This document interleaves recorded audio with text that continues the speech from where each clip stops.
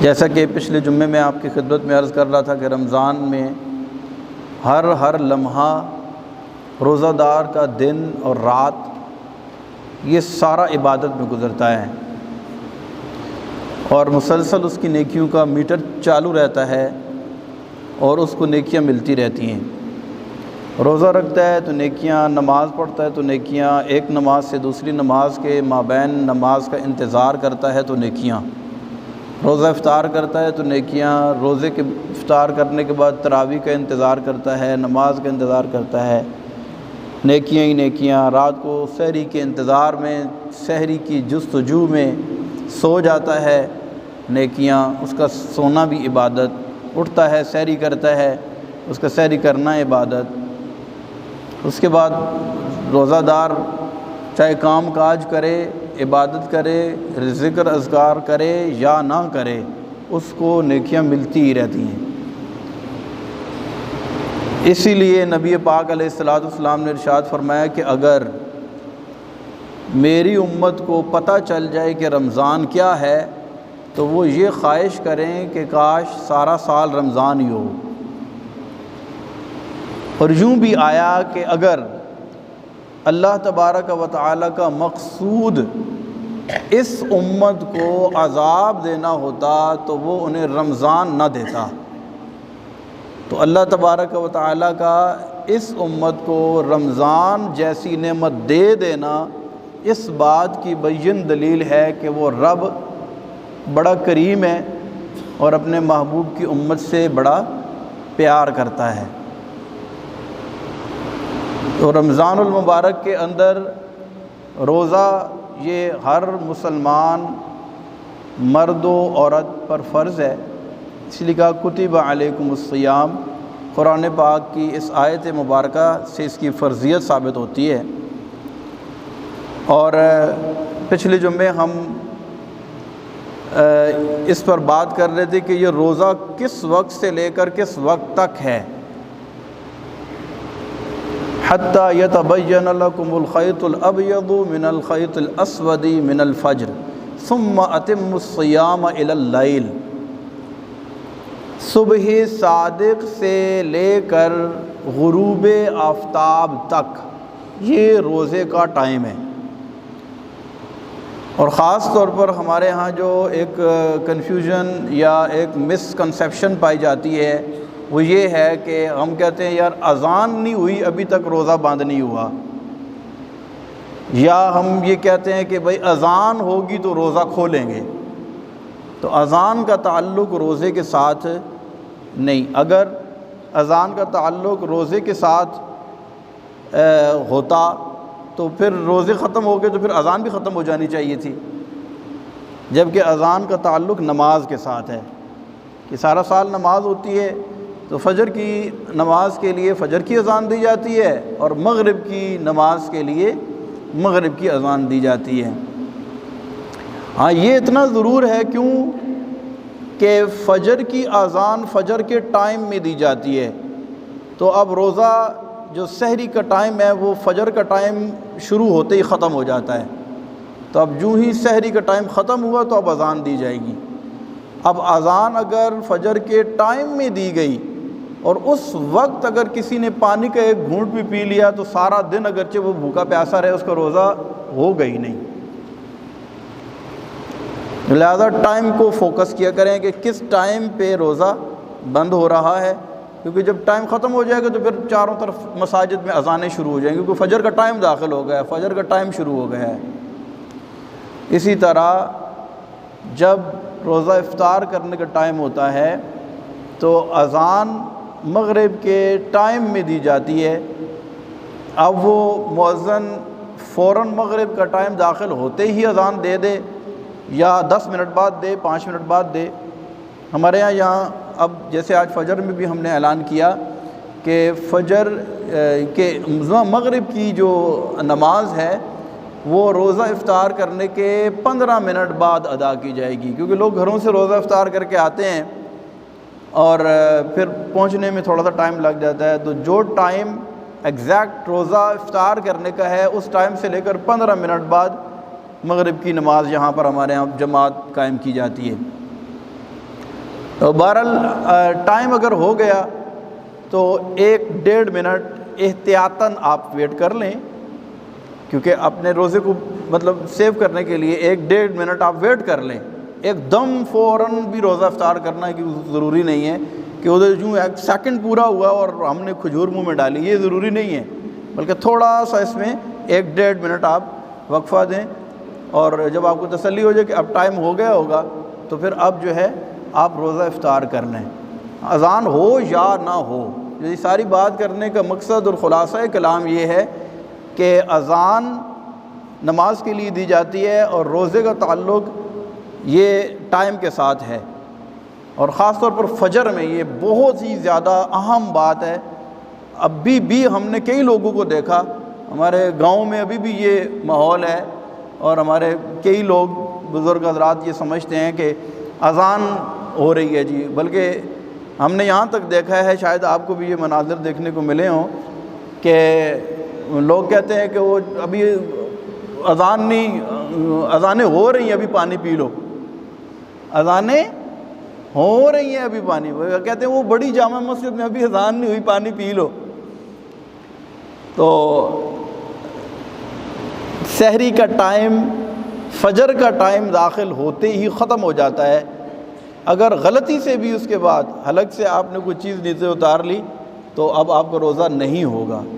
اسے کہتے ہیں حتیٰ یتبین لکم الخیط الابیض من الخیط الاسود ثم اتموا الصیام الی اللیل۔ تو امید ہے کہ یہ بات سب کی سمجھ میں آ گئی ہوگی، آپ لوگوں کو پتہ بھی ہے، لیکن میں نے یاد دہانی کے لیے اس کو ریوائز کیا ہے، کیونکہ یہ غلط فہمی ابھی بھی لوگوں میں پائی جاتی ہے۔ روزہ کس چیز کا نام ہے؟ روزہ نام ہے کھانے پینے اور جماع سے رکنے کا نام روزہ ہے، اور روزے کی اصل حقیقت اور اس کا مقصد کیا ہے؟ تقوی حاصل کرنا۔ جیسا کہ حدیث پاک میں نبی پاک علیہ السلام نے ارشاد فرمایا کہ جو بندہ جھوٹ سے نہیں بچ سکتا، جھوٹ سے نہیں بچتا، تو اللہ تبارک و تعالیٰ کو اس کے خالی بھوکا پیاسا رہنے کی کوئی حاجت نہیں ہے۔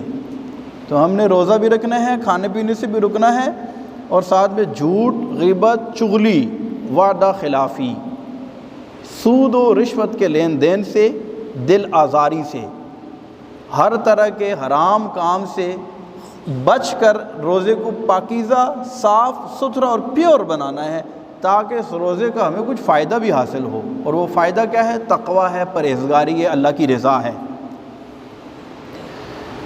چند ایک مسائل روزے کے عنوان سے ضروری عرض کرتا ہوں، جو عام طور پر لوگ پوچھتے ہیں۔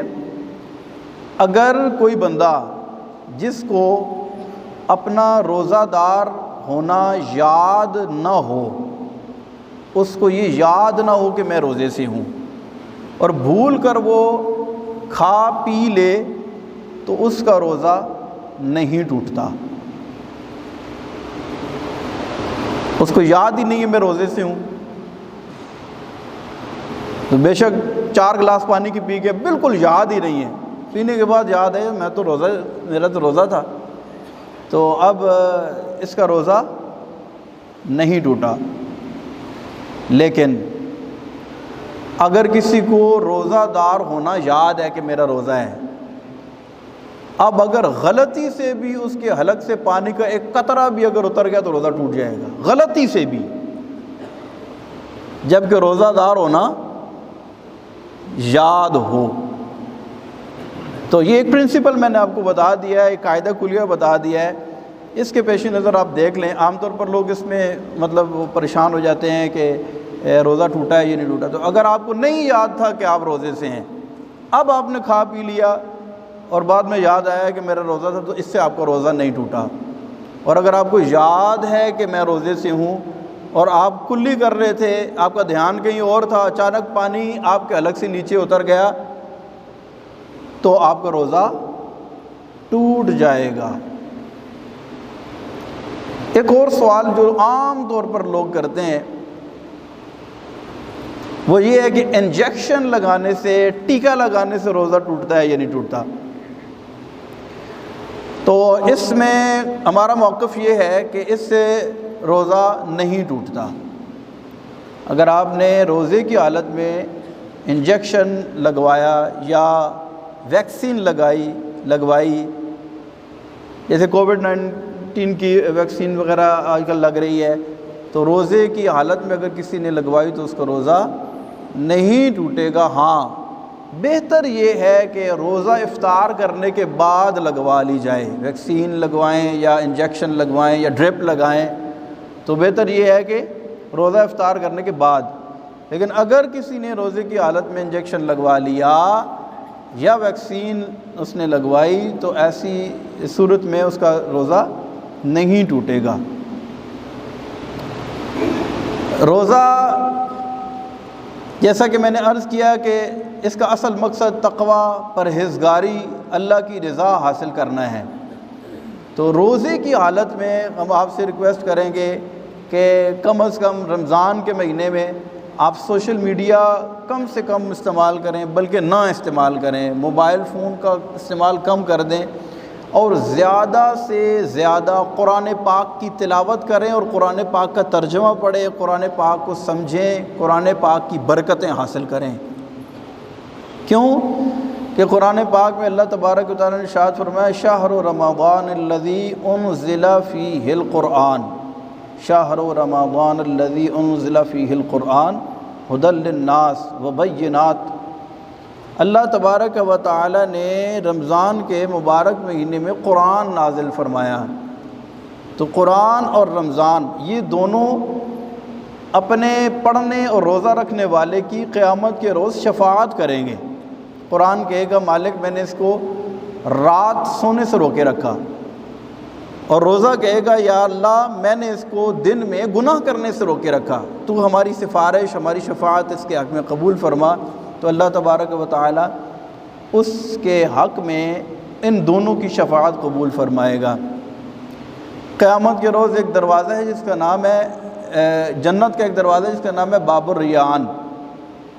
اس میں روزہ دار جو ہوں گے ان کو آواز دی جائے گی کہ آپ اس دروازے سے آ کر جنت میں داخل ہوں۔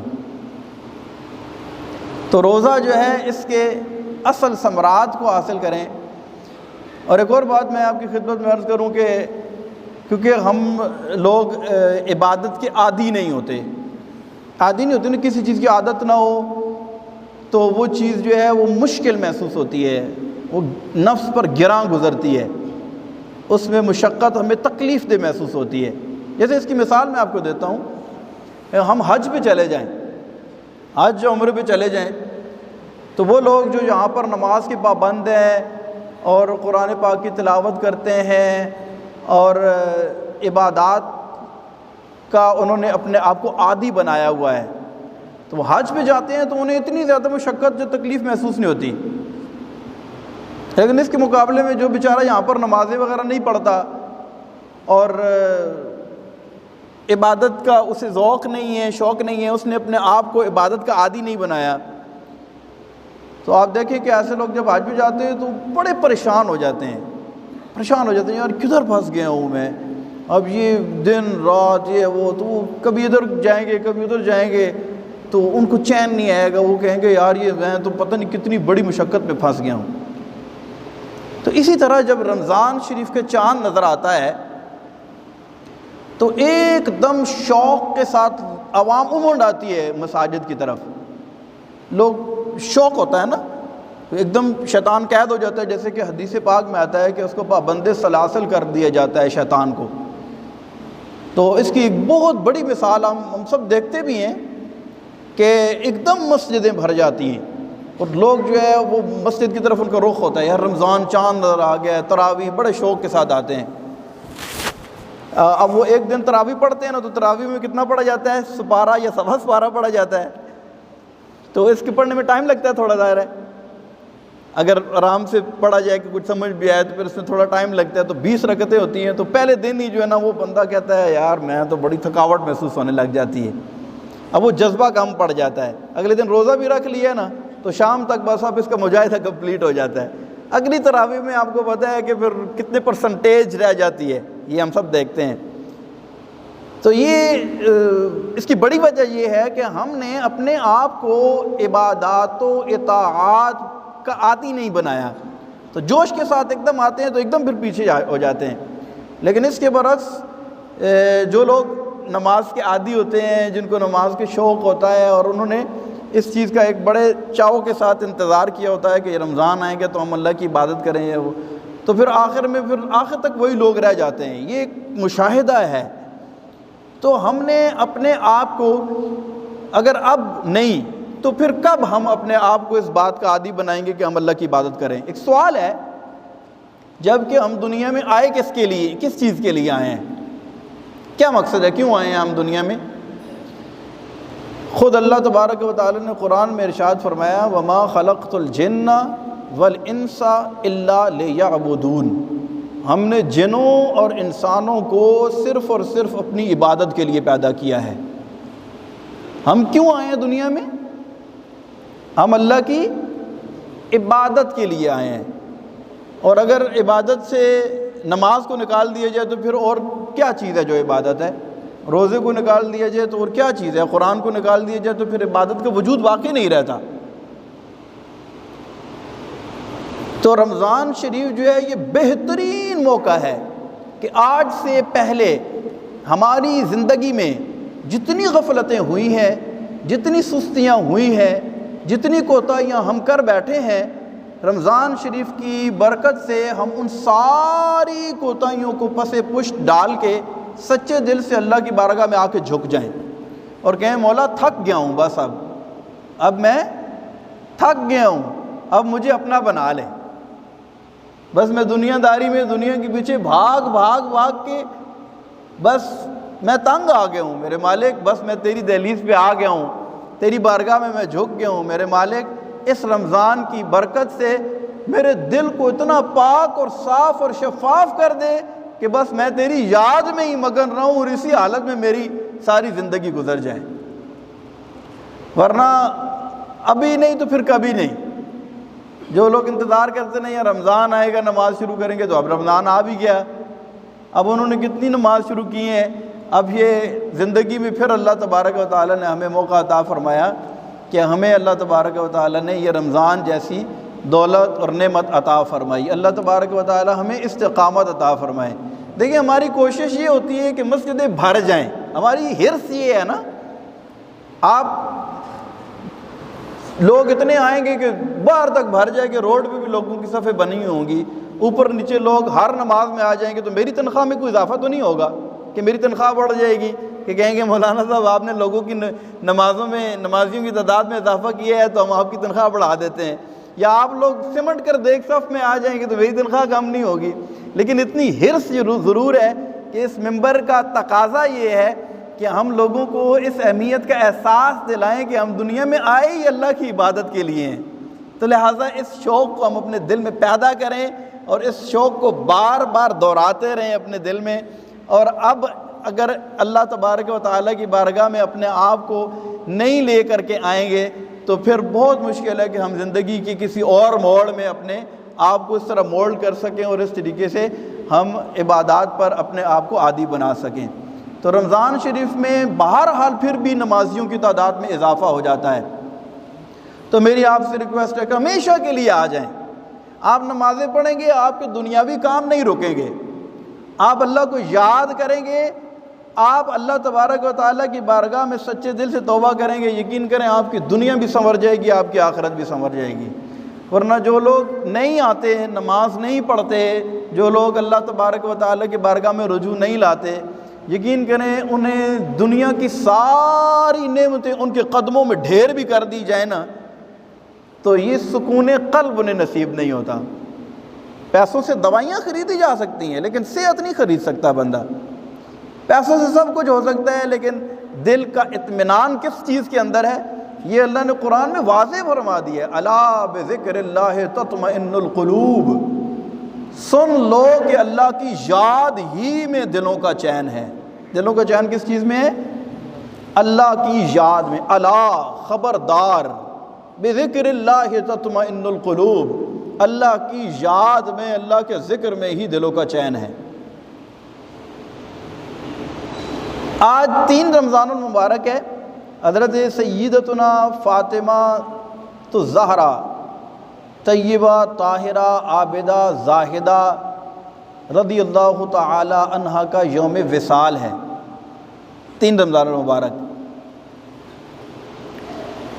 ان کا بھی چلیں برکت کے لیے ذکر کر لیتے ہیں کہ یہ دلوں کا چین کیا چیز ہے۔ ان کا حال یہ تھا کہ رات کو عشاء کی نماز کے بعد 2 رکعت نماز نفل پڑھنے کے لیے کھڑی ہوتی، سلام نہ پھیرتی کہ فجر کا ٹائم داخل ہو جاتا۔ سردیوں کی طویل رات رو کر اللہ کی بارگاہ میں کہتی، میرے مالک تیری راتیں چھوٹی ہیں، کوئی ایک اتنی بڑی رات بنا کہ تیری بندی 2 رکعت نماز تو پڑھ لے۔ میں اور آپ تو تراویح میں تھک جاتے ہیں نا، لیکن ان کا حال دیکھیں کہ ان کا دل کس چیز میں سکون پاتا تھا۔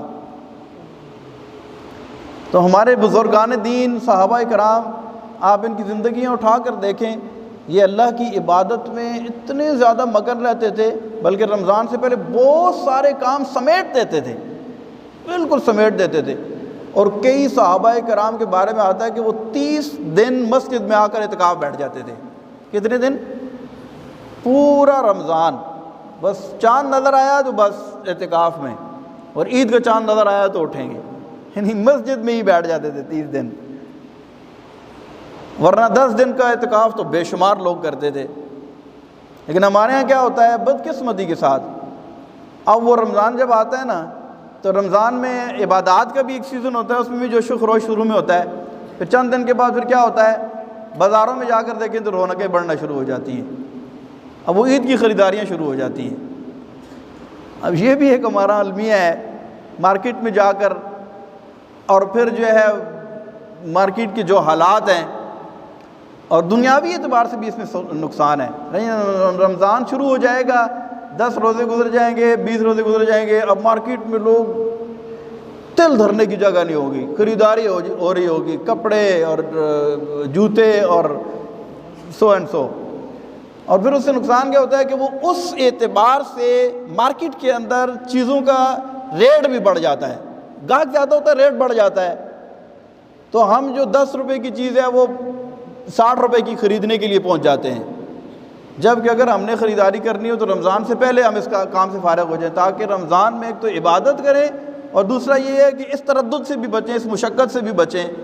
تو یہ بھی ایک المیہ ہے کہ ہمارے بازار جو ہے نا اس کی رونقیں بڑھ جاتی ہیں، جبکہ رمضان جو ہے یہ عبادت کا مہینہ ہے، اس میں ہمیں سارے کام پہلے فارغ ہو جائیں اور رمضان میں اللہ تبارک و تعالیٰ کی عبادت کریں۔ ایک اور مسئلہ بہت اہم تھا، وہ میں انشاءاللہ عرض کرتا ہوں، اس کے بعد ہم ختم کریں گے۔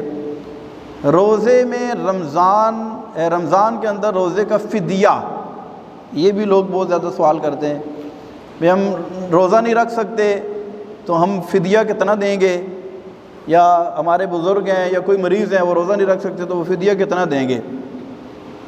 تو فرمایا وَمَنْ كَانَ مِنْكُمْ مَرِيضًا أَوْ عَلَىٰ سَفَرٍ فَعِدَّةٌ مِّنْ أَيَّامٍ أُخَرَ۔ پہلی بات تو یہ ہے کہ جو مریض ہو یا مسافر ہو،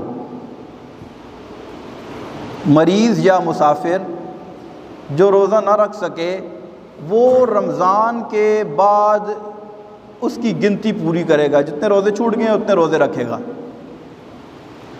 مسافر اگر سحری کے ٹائم سے پہلے یعنی فجر کے ٹائم سے پہلے اگر وہ مسافر ہو گیا تو اس کو اختیار ہے، چاہے تو روزہ رکھے چاہے تو نہ رکھے، اور نہیں رکھے گا تو اس کے بدلے میں ایک روزہ بعد میں رکھے گا۔ یہ جو ہے 92 کلومیٹر اور 57.5 میل، 92 کلومیٹرز یہ اتنا بنتا ہے۔ اگر وہ اپنے شہر اور مضافات سے نکل گیا سحری کا ٹائم ختم ہونے سے پہلے تو اب اس کو اختیار ہے، چاہے تو روزہ رکھے چاہے تو روزہ نہ رکھے، رکھ لے تو بہتر ہے، نہ رکھے تو اس کے بدلے میں بعد میں ایک روزہ قضا کر لے۔ یہ تو مسافر کی بات ہو گئی۔ اور وہ مریض کہ جو روزہ ابھی نہیں رکھ سکتا تو رمضان کے بعد اس کی قضا کرے گا، اس کا فدیہ نہیں دیا جائے گا۔ فدیہ کس کا دیا جاتا ہے؟ فدیہ اس مریض کا دیا جاتا ہے جسے ہم اپنی ٹرم کے اندر شیخ فانی کہتے ہیں۔ کیا کہتے ہیں؟ شیخ، ایسا مریض جس کا ٹھیک ہو کر روزہ رکھنا ممکن نہ ہو، جس کے ٹھیک ہو کر روزہ رکھنے کی امید باقی نہ ہو، اسے کہتے ہیں شیخ فانی۔ اس کے ایک روزے کے بدلے میں ایک صدقہ فطر کی مقدار فدیہ دیا جاتا ہے۔ صدقہ فطر کی مقدار کتنی ہے؟ گندم کے اعتبار سے 150 روپیہ، باقی اس میں تفصیلیں انشاءاللہ پھر عرض کروں گا۔ تو یہ فدیہ کہلاتا ہے، لیکن یہ اس کا دیا جاتا ہے کہ جس کا ٹھیک ہو کر روزہ رکھنے کی امید نہ ہو۔ اب ایک ایسا مریض ہے جس کی ٹھیک ہو کر روزہ رکھنے کی امید نہیں ہے، آپ نے اس کا فدیہ دے دیا، فدیہ دینے کے بعد پھر وہ ٹھیک ہو گیا اور اب روزہ رکھنے کے قابل ہو گیا، تو وہ فدیہ نفل ہو گیا، اب اس کو روزہ رکھنا پڑے گا اس روزے کے بدلے میں۔ یہاں ہمارے یہاں کوئی معمولی مریض ہوتا ہے تو وہ کہتے ہیں میں روزہ تو رکھ نہیں سکتا، اب چلو لوگوں کو روزہ افطار کروا دیتا ہوں، یا یہ ہے کہ میں فدیہ دے دوں۔ مولانا صاحب بتائے کتنا فدیہ دینا پڑے گا؟ تو فدیہ کس مریض کا دینا ہے یہ میں سمجھانے جا رہا ہوں، یہ کوشش کر رہا ہوں سمجھانے کی، کہ ایسا مریض جس کے ٹھیک ہو کر روزہ رکھنے کی امید باقی نہ رہے، یعنی ابھی تو نہیں رکھ سکتا لیکن سردیوں میں دسمبر کے مہینے میں روزہ رکھ سکتا ہے، تو اس کا بھی فدیہ روزے کا نہیں ادا کیا جائے گا، بلکہ وہ اب روزہ نہیں رکھ سکتا تو چھوڑ دے، اب دسمبر میں اس کے بدلے میں جتنے روزے چھوڑے ہیں اتنے روزے رکھے گا، اب اس کا فدیہ نہیں ہوگا، یہ روزے کے بدلے میں فعدۃ من ایام اخر، وہ دوسرے دنوں میں اس کی گنتی پوری کرے گا۔ تو اللہ تبارک و تعالی ہمیں دین کو سمجھنے کی توفیق عطا فرمائے، رمضان کی برکتیں نصیب فرمائے، آمین بجاہ النبی الامین۔